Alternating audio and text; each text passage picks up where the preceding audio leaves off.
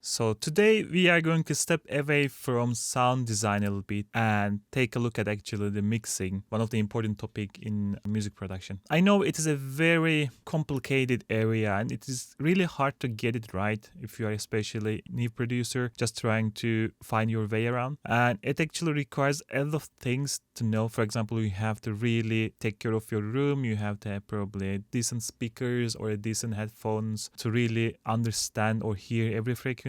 But there are also a couple of other things like rule of thumb type of things that you can do with your track and with your elements in your track to give you a much better mix down. And these things doesn't really require that much of I would say quality room treatment or quality headphones or speakers. This is more like logical things that you should implement and they will immediately make your track sound much better. They are mostly like decisions that you should consider or understanding the frequency range and the timing of each element in the frequency range and so on. So thinking the sound a little bit 3D rather than 2D. And I'm sure it will help greatly if you don't know these simple things. And I will of course do before and after so that you can hear the difference and what it can make for your track.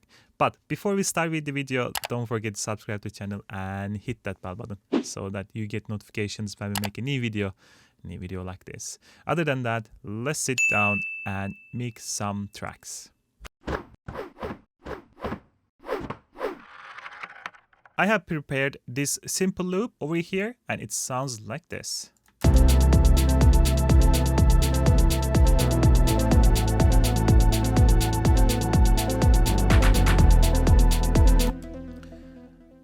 The backbone of the track is fine. I mean, you can definitely make a track out of this and it will sound fine, but it sounds really complex and mashed up and it's really hard to distinguish different sounds and it's just a bit tiring for the ears.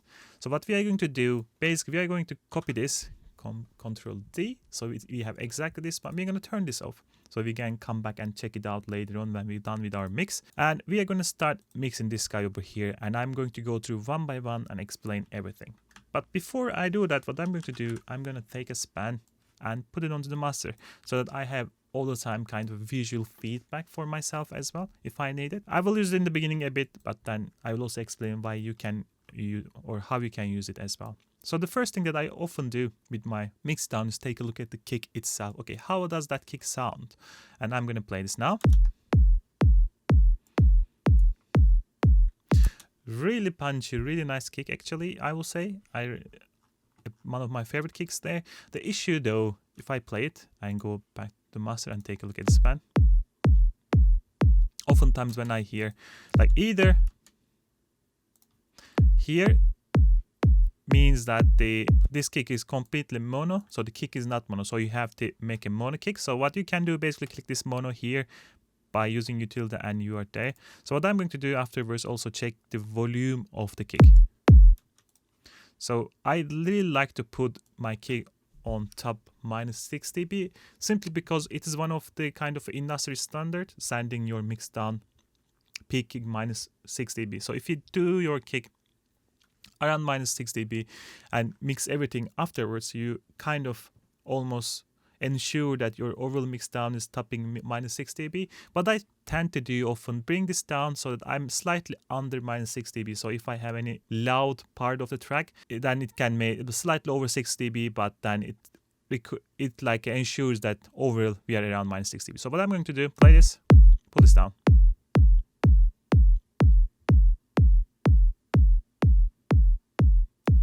And that white thing over here shows you the topping, like where the peak is. So basically, right at the moment, we are like a -7-ish kind of. And that 1 dB difference is just giving me enough flexibility in the future. So I can volume up and down if I want to. So the kick is fine. We can come back later on, maybe shorten it a little bit depending on how we feel, depending on the bass sound and so on. Which in this case, of course, we have. And we have a sub sound here, and it sounds like this. And then we have this bass sound. The first decision that you have to make is this to decide what is your bass and what is your sub. So in this case, let's say this is my kick and this is my sub. Then I would definitely ensure that I'm not letting out any really high frequencies, because if I have a bass, I'm already occupying that range. So having them more frequency than it is will just lead more mushiness in the track. So what I'm going to do, pull this down here, make it even more aggressive, and pull it down, something like this. To be careful that you are not cutting from the in the middle of this. So I'm gonna pull this a bit more so that we are cutting afterwards. And the second thing I could definitely consider is when you have a little bit envelope like this on the bass, let's compress a little bit so that the dynamic range of the sub end is not that much.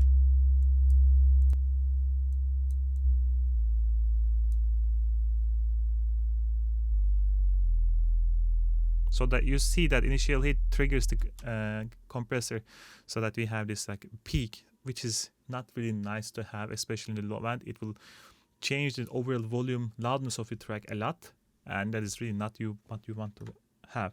And finally, I would definitely think this is kind of, for me at least, a long time, if you have a sub bass, you have to sidechain the kick so that your kick can breathe. So what I'm going to do, take it this and sidechain the kick and play together with the kick. And look ahead to ensure that it actually ducks before the kick hits.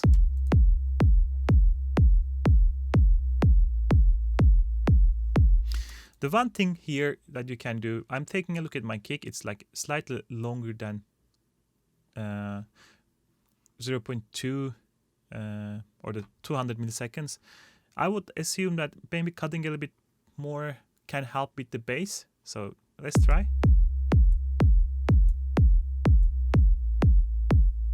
Something like this. Just giving also this a bit space to sub to breathe. And finally, I will try to fix the overall volume. And this is the part completely depends on your taste. So some people like the loud sub bass, some people doesn't like it, and I wouldn't really question any of these. Like for the people who likes loud sub bass, it's completely fine. And you can also see the effect here. So if it, so you are peaking around -15, for example, and together with the kick again.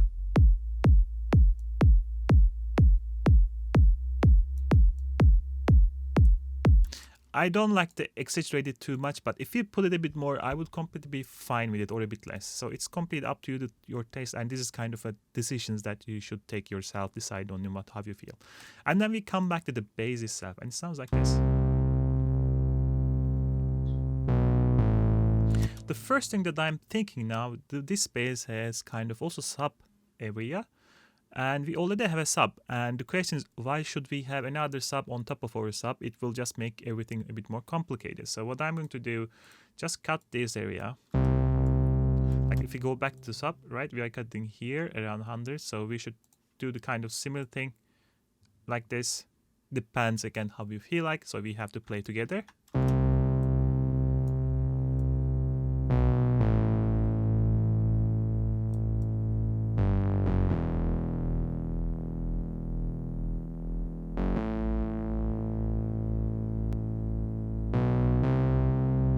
You should feel it more, like hear it, how it reacts to the sub. I think somewhere around here sounds quite okay.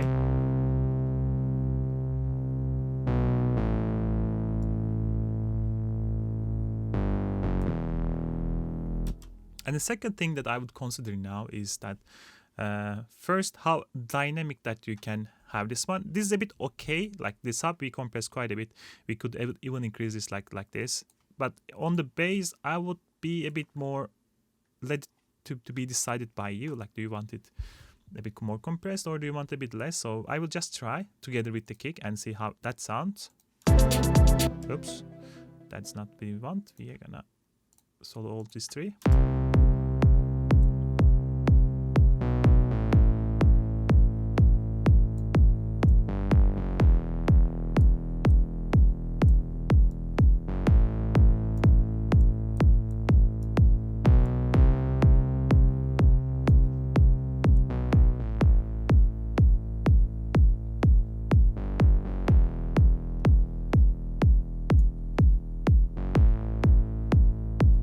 And then of course I'm going to sidechain to the kick. Again, I really like my low end really sidechain to kick to give the space to kick. So let's try again.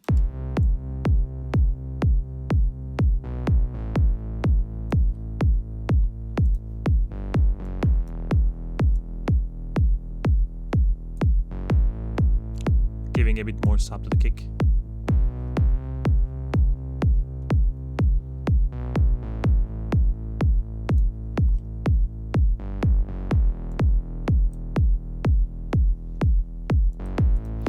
There is another question at the moment that we should ask, okay, do I really need all this high end for my bass if I have other sounds? That is the one thing that we come back and visit the bass. And the second thing that we haven't done it yet is actually taking a look at the side information on this track. Okay, this is the bass. We still have like information around like below 200.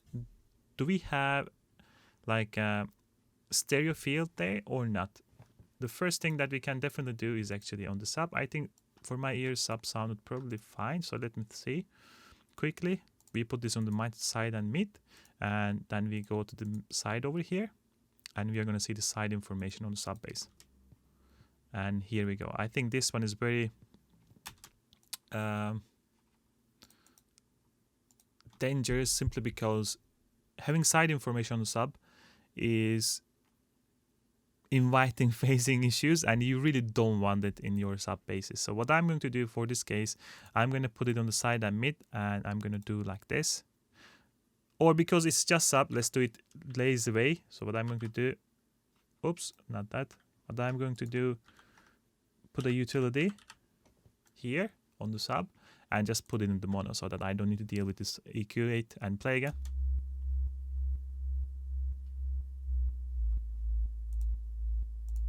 This just ensures that the sub is mono. For my ears, that it's really below 200. We don't need to play with EQ anyway. So it is right there. So the second that we are going to do, I'm going to push this up. And then I'm going to put it in the mid side. And again, two EQs, mid and side. For the mid part, let's turn off everything. This is only for mid side EQing, right?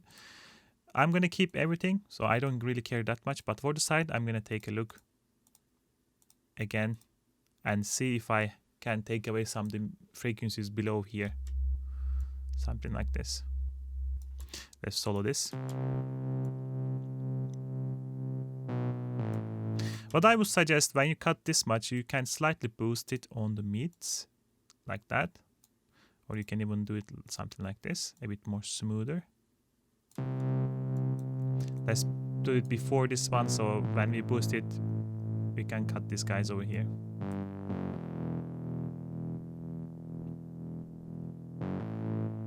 You can also see this in span if I play it. You see how much side information is there. It almost little, which is just fine for me. This also ensures that you are not having the super stereo low end and not messing with your low end and phasing. So the next, I often do my hi-hats right afterwards to balance the bass. Otherwise, it can be really or feel like too dark. And if you do your hi-hats right after your low end, it will feel a bit more, let's say, balanced. So what I'm going to do to make it easier for me, group this up, solo this. Let me see, this should be outside, yes. Like that. And then we are going to also solo the hi-hats. And then I'm going to add it one by one. So basically, I think just like 16 hi-hat here and something. Let's take that off. I don't want to automate that. So we're going to just add the 16 hat and then we're going to add the regular hat. So let's try it like this.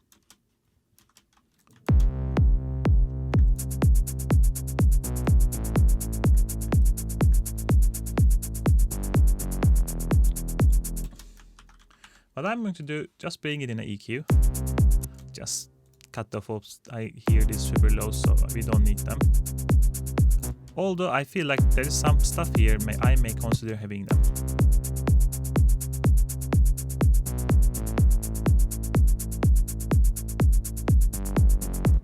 Maybe slight boost and slight dip here.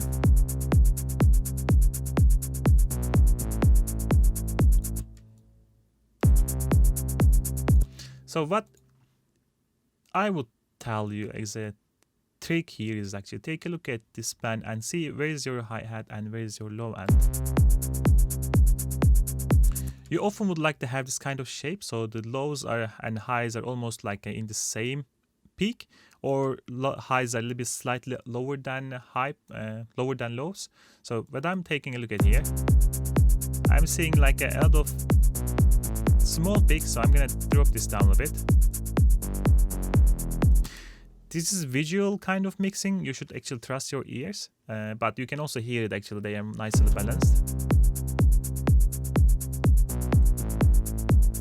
And then mixing hi-hats also depends on actually what type of hi-hats that you have. So in this case we have only 2, but let's say you had 5 different hi-hats, so you have to also consider the balance in between. But now we have 2, it will be a bit easier, so let's play this one as well. I'm gonna especially take a look at this guy's EQ, or the frequency range.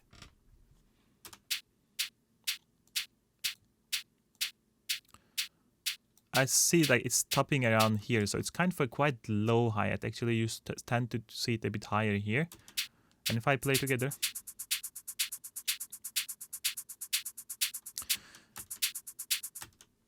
what I'm thinking now is taking off this fade in and pushing this up, because we need some kind of a transient, something like this to cut through the mix.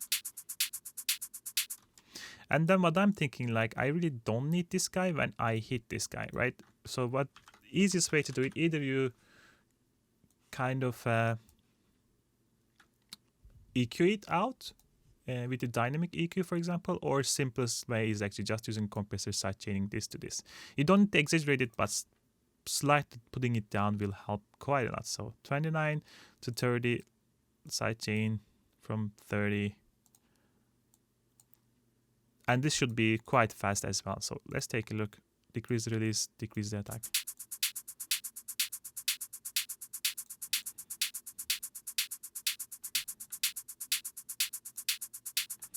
It's small difference, but it really helps the hi-hat to cut through, or hi-hat is stuff here, but that we have. Other thing that you can do is actually using overdrive to make it slightly richer, especially if you have this kind of super dark shakers.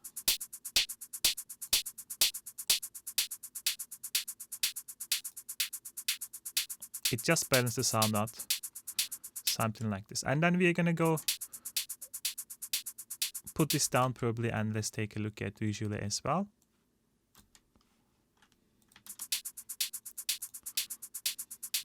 Let's solo the low end as well.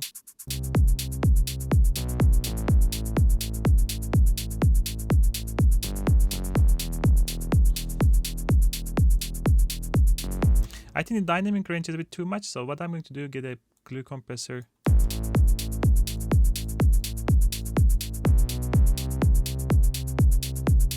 Let's go back. Yeah.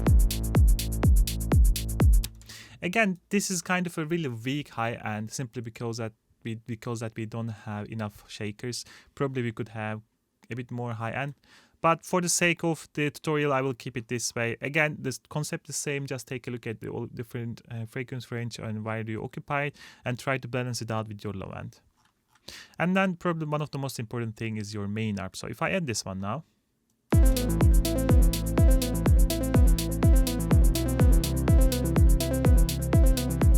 there are a couple of, it sounds good, but there are a couple of things that is not that good with this sound. So first of all, I feel like the sound is not focused anywhere in the EQ.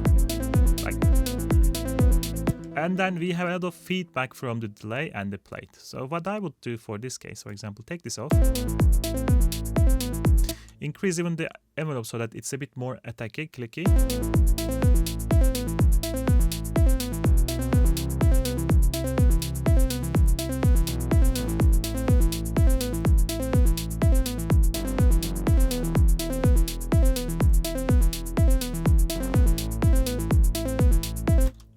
Before even putting any EQ, try to solve it with the sound design itself. So this is more, let's say, attacky, more like a higher dynamic range, simply because of we are increasing the envelope amount. What I would consider this one is like kind of adding a percussion layer on top so that we can hear it more easily.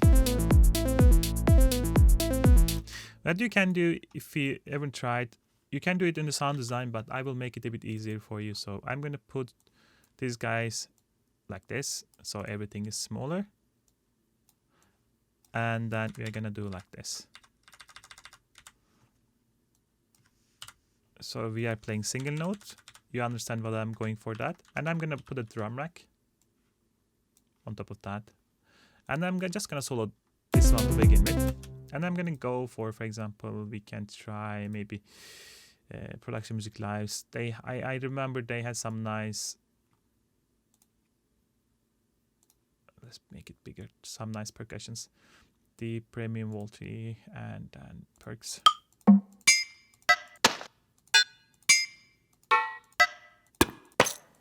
This is kind of nice. Oops, this is not what I wanted. Let's put it here. This could be possible. Maybe. I'm just randomly adding simply because I'm going to try very soon which one works best. It's often trial and error. Let's do it like this so that I don't spend too much time on it. So let's play together now. And let's go here. What we're going to do is actually push like this.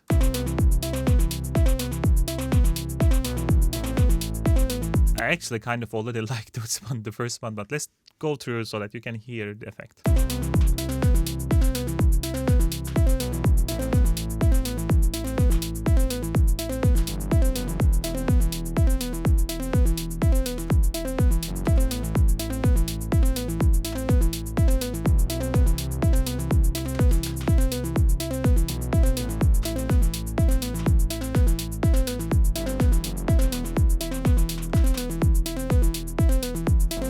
Again, it completely depends on what you are looking for and what type of sound you would like. So what I'm going to do, volume this up a bit. I feel like this one works quite nice actually, because it has this nice transient. So let's decrease the something like this and play again. Group them up and glue them up.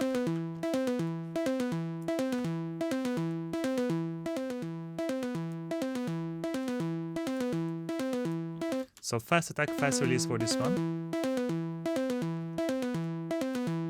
This will already help to hear the sound in the mix. So if I play again.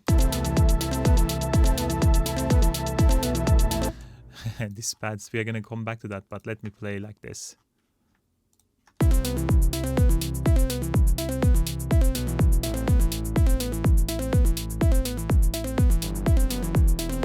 And let's make this sound a bit more focused.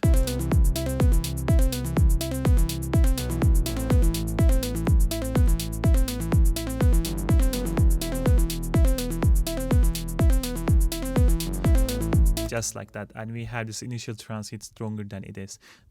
Because we take all the effects, now it sounds a bit dry, so we have to fix it. And I like to use my effects on the group or on the sense, depending on what you are going for. So let's do it a bit more easily, just use the sense. So we have the reverb over here, and we have the, I think, echo over there. Let's start with echo. So I'm going to use the ping pong so that I'm going to push it to the sides, and the original sound will be kind of in the middle, kind of a bit more focused. And then here, if I send the group, it will send together with our initial transient as well. It depends on what you are going for. For the delays, at least, I like to keep the original sound delayed, not the transient. Otherwise, it will be too percussive. So what we are going to do, we are going to send this guy here.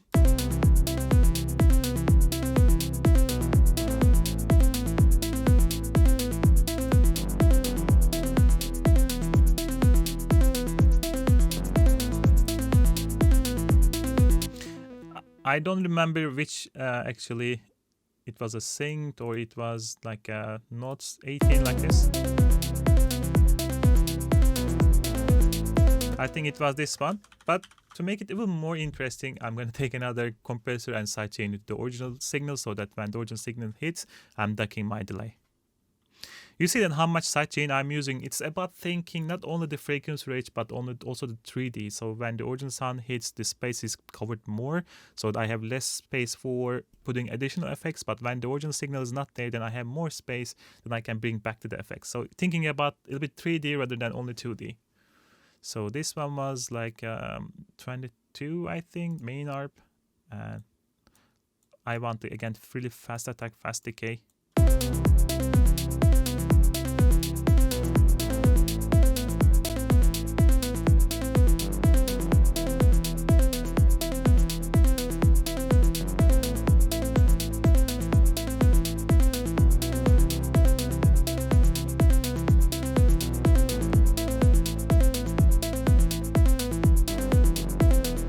This is nice, and then we are going to do is actually send the reverb as well. And this time I think I will go for a big hole. I think it was closer to the original sound, so let's do it as well.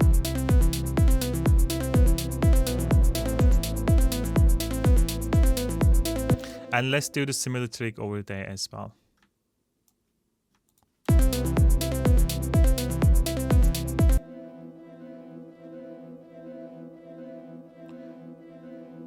Something like this, right? Oops. So this sound has really character. You can really hear it. It's still wet. It's still having all the effects, but we are not mushing anything. Again, the maybe final thing that you can consider later on during the main mixing. This is like more smaller things that you could consider. Maybe cut the super lows.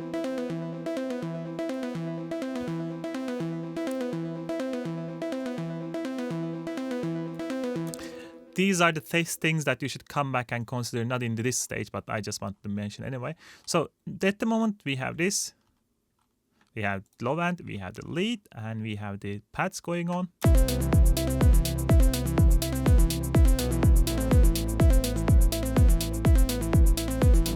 Just listen how clean it sounds, even though everything is like going around, a lot of effects and space, but still clean. And this is how we achieve it. And one of the other issues that we have here is actually we had this pad sounds, and they sounded like that.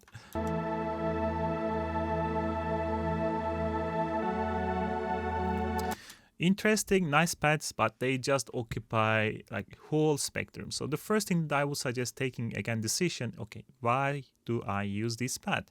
This one and this one. I think this one is my low pad. I'm going to put this up and just call it my low pad. And then this one is high pad because it was high pitched. And I think I had one more pad over here, and this was sounding like this. And this is kind of a, let's put it on the green as well and call it transition pad. So I have 3 pads for 3 different reasons. Trans pad. Hence, we have to now think about a bit EQing this. Like, okay, low pad. What do we mean by low pad? Oftentimes, when you do a low pad, you are thinking about like above 200 to somewhere around 1 or 2. So maybe even below 1, something like this. It depends on how aggressive that you are taking the cut. Now we are taking a like a less aggressive cut. You can even move it a bit further.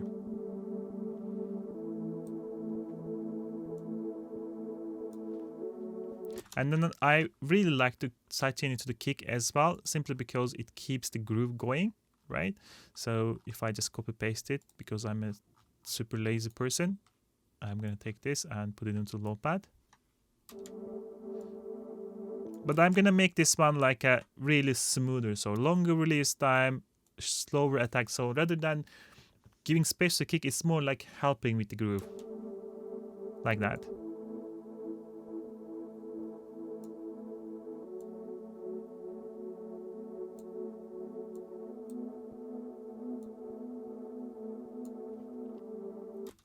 Then I'm gonna play with the rest. So let me turn off everything rather than soloing everything. So if I do this.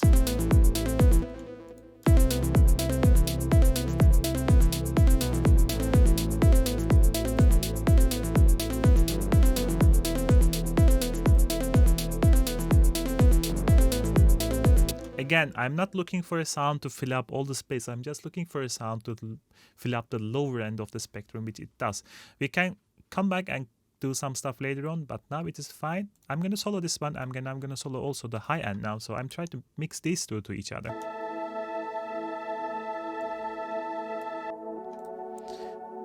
So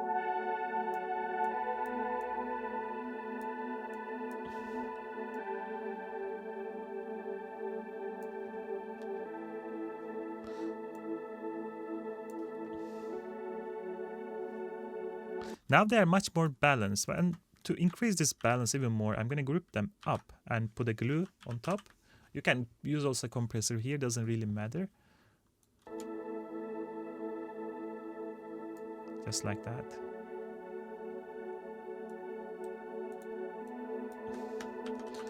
Final EQ.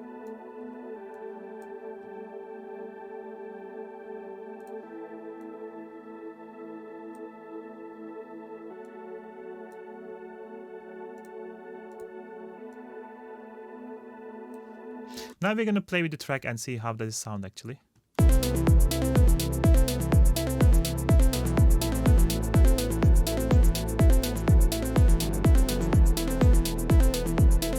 What you can do at the moment, because we are a glue compressor, a trick that here is actually you can put a reverb and compress them, kind of mush them together with the reverb and then compress them so they will start sounding like a one single pad sound. So let's try it.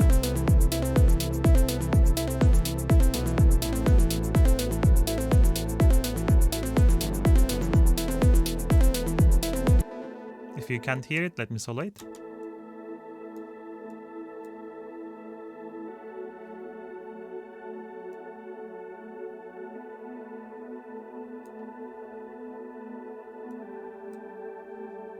If you'd put it this much, I would also suggest you to just, let's delete everything here. Just to be sure, take a side mid chain and then just cut the mids around 200 and sides around a bit more.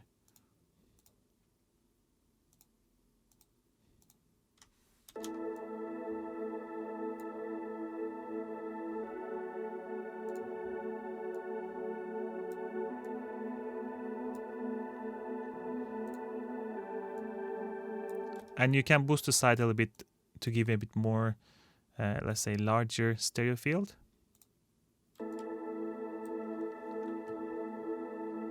What I like to do, I like to auto pan my high end as well, simply because it creates like a bigger field. So what I'm going to do,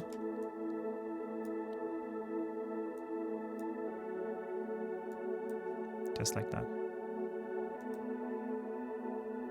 Let's play with the track one more time.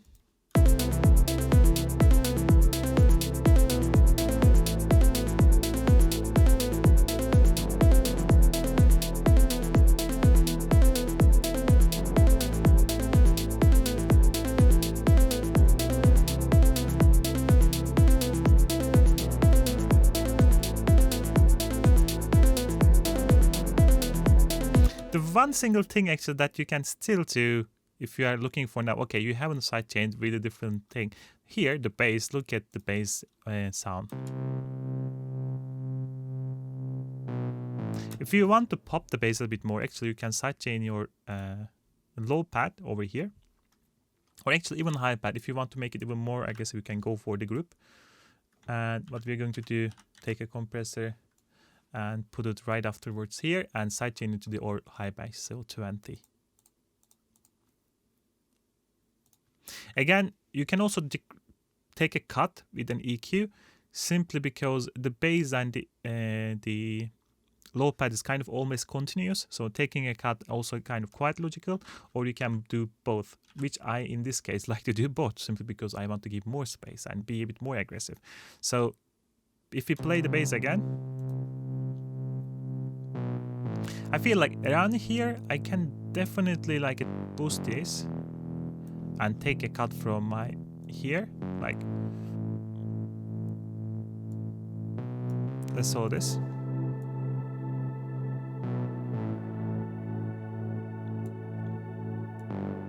And I have to make this initial transient of the bass a bit more obvious, that I'm going to do, take the bass like that and put a fast sidechain that is also looking ahead so that we can really hear that initial hit.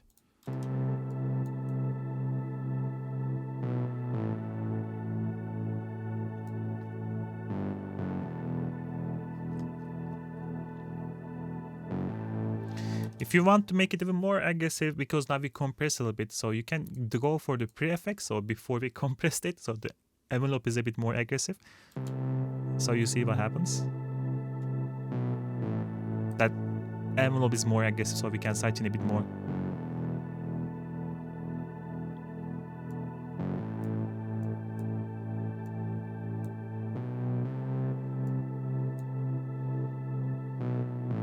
I know you will be thinking like, oh, come on, man, that's really the tiny stuff, but also all this tiny stuff adds to each other and makes the sound much more interesting. So let's try to think about transient pad. So when my transient pad hits, what does it do? It basically covers a big frequency range. Let's replay here. It's kind of a sweep. So what I would consider now is like, okay, fine, let's play with the pads. It definitely kind of taking a space from the pad. So what I can do, you're already right, you can either EQ it or sidechain it, but in this case obvious choice is sidechain, simply because it is a small sound. If you take the EQ cut from your pad sound like continuously, that will mean that actually you are making that cut whole track, even though there is no transient pad sound. I'm avoiding using actually dynamic EQ and dynamic compression, or a multiband compression and dynamic EQ, simply because Ableton on default doesn't have them really. OTT, but it is not really what I'm looking for. So I would definitely, in this case, actually use Pro MB or Pro Q3, because these guys have that option. But now we are going only for the Ableton plugins. We're going to stick to the simplest things, and we're going to just take a compressor and sidechain with this guy. So 27. And this one could be quite aggressive depending on the loudness level. If we take a look here.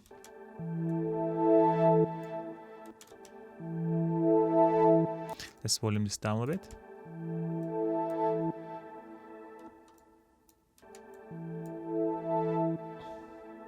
Without this, with it, it just gives this additional space for this guy. And what I would think, like, I can even boost the highs a little bit so that it is a bit more drastic, right? And moreover, you can actually also kind of utilize another simple trick. If I put a utility, we didn't tap into too much the stereo field, but for example, this is one of the cases, obvious cases that make the sound a bit stereo and a bit separated from the original pad sounds. So what I'm going to do, pull the pad from left to right when I do the sweep, so that it will sound more separated from the original pad sound than it is. So let's do it this way. And maybe so that there's a delay over here so that we can still bring the delay back. So if we play again, let me solo this guy so you can hear a bit more. Let's exaggerate a little bit more. You see how the sound goes from left to right, and this gives also additional like interesting qualities to the sound. So if I play everything together again, of course I should solo this guy as well. Here we go. You can even actually kind of automate this one if you want to make it a bit more weird. So what I'm trying to say, let's bring it from up to somewhere around here. So if I play it again, just like that. And later on we have the percussions and the claps. So let's play all together without this guys and see how the overall balance is. So we can also take a look at one more time to the volume levels.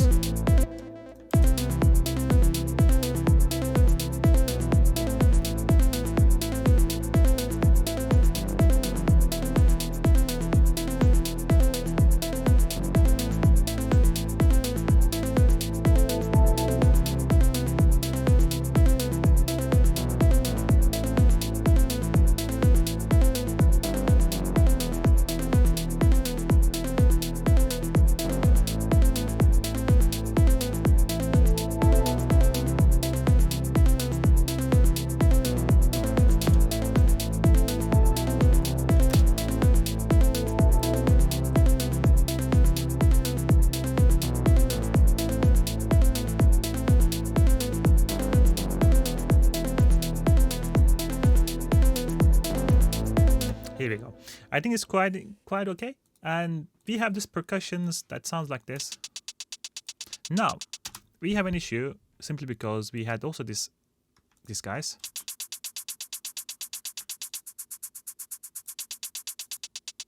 But do we really have an issue? This question. Because, oops, sorry for that. If I just put a compressor over here now.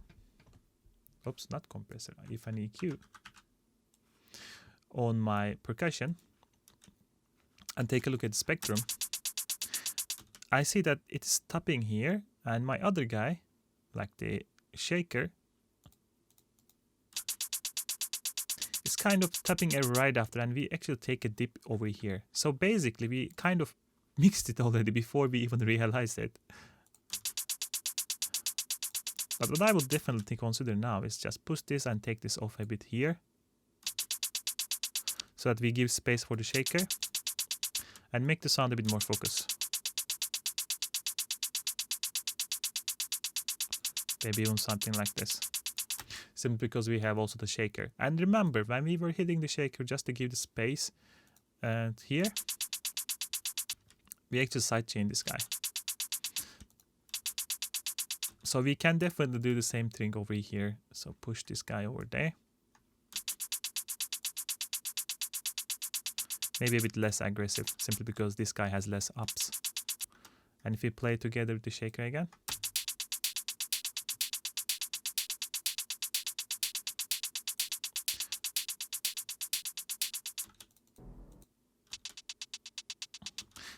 The one thing that we can definitely also make, and that can make a difference as well, as the auto pan, especially if you have this kind of continuous sound, it's a good idea to try to auto pan a little bit, especially sync auto pan, like I would say, let's think about 8.3,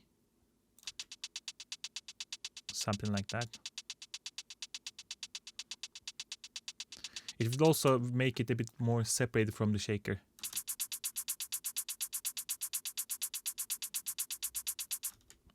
And let's play together again.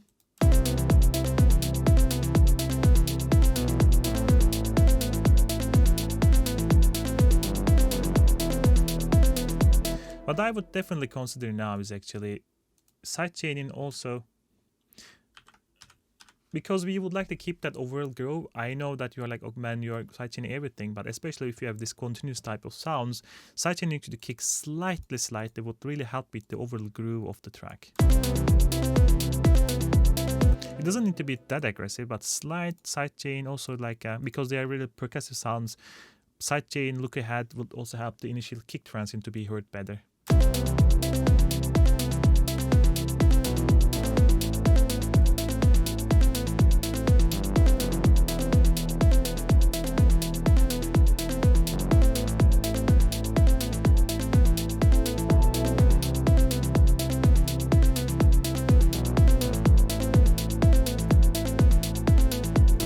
Slight boost to kick over there, and finally we have the claps. This is really a bit too loud.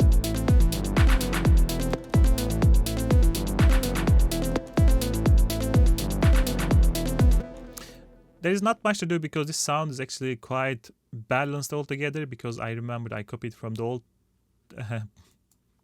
kind of a file, so everything is done already. You see that the reverb is sidechained to dry signal and it's compressed, and everything is kind of fixed ahead for us. So it was basically mixing it, blending it nicely.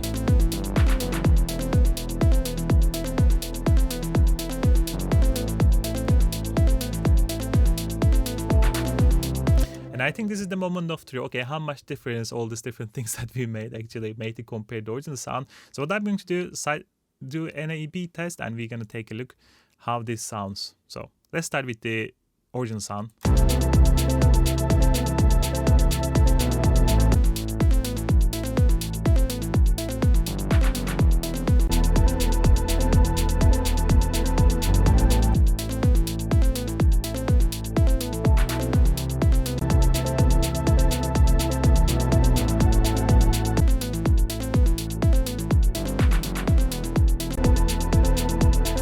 The one thing that could be done, I think it is day and night already, but the one thing that could definitely argue, okay, could we make the pad sounds a bit more, could we give it a bit more space? Because we already sidechain them nicely, EQ them nicely, so you can just slightly push this sound here, and I think it will be just fine. So if you just increase the makeup gain over here. Here we go.